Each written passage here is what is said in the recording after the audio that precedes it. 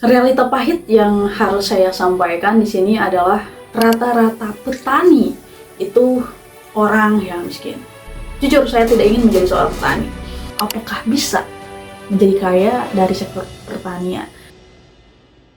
Dari hasil sensus yang dilakukan oleh BPS itu dari sektor pertanian mengalami penurunan sekitar 7, sekian persen, atau yang lebih tepatnya itu di UTP atau jumlah usaha pertanian ya itu berkurang. Nah, mengapa ini terjadi? Kita kupas ya, kenapa itu terjadi. Oke, sekarang kita lihat apa yang terjadi di lapangan, bukan hanya dari angka-angka yang ada di internet, tapi apa gitu yang terjadi di lapangan sehingga menyebabkan penurunan. Yang pertama itu adalah peralihan profesi. Jadi anak-anak di usia saya di umur 20 tahunan itu tidak ingin menjadi petani. Kenapa? Karena beranggapan bahwa menjadi petani itu sangat melelahkan, sangat capek, dan ya tentunya itu di outdoor yang panas, kemudian pasti keringetan, bau, dan segala macam. Kemudian juga orang tua mereka yang beranggapan bahwa jadi PNS itu lebih enak, jadi pekerja kantoran itu lebih enak, lebih nyaman, dan semacamnya. Realita pahit yang harus saya sampaikan di sini adalah mengapa orang-orang tidak ingin menjadi petani. Orang-orang dari pedesaan yang lebih tepatnya itu tidak ingin menjadi seorang petani. Mengapa? Menjadi pertanyaan. Yang saya lihat dan yang saya rasakan adalah, jujur saya tidak ingin menjadi seorang petani. Tetapi karena saya melihat bahwa di sini di sektor pertanian ini itu saya melihat bahwa di kemudian hari di masa depan itu akan terjadi suatu krisis kebutuhan pangan, dan pada akhirnya saya memutuskan untuk menjadi seorang petani ya.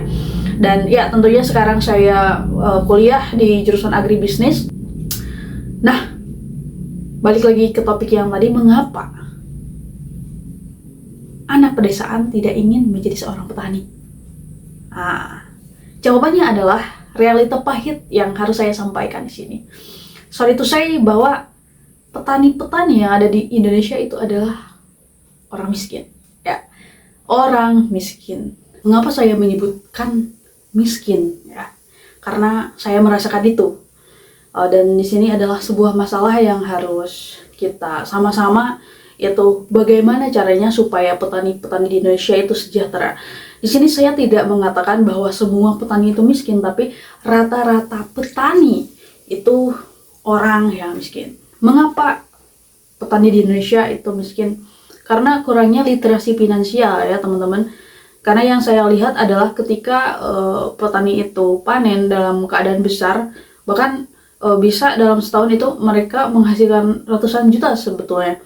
Tetapi karena sekalinya mereka dapat hasil panen itu membeli sesuatu barang yang memang konsumtif gitu, barang konsumtif. Jadi mereka tidak tahu yang namanya dana darurat dan semacamnya. Pokoknya tentang semua literasi finansial tuh mereka nggak tahu.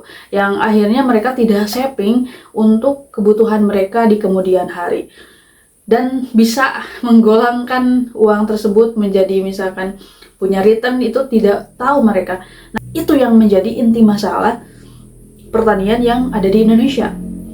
Pertanyaan yang paling penting adalah apakah bisa menjadi kaya dari sektor pertanian?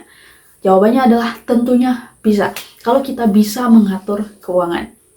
Nah, kalau soal keuangan, teman-teman bisa belajar ya dari ahli finansial itu, karena saya tidak atau bukan ahli finansial, dan di sini juga saya masih belajar.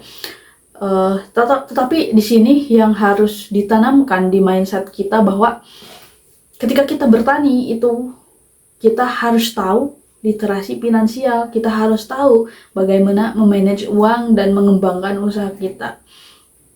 Itu yang perlu ditanamkan di pikiran kita.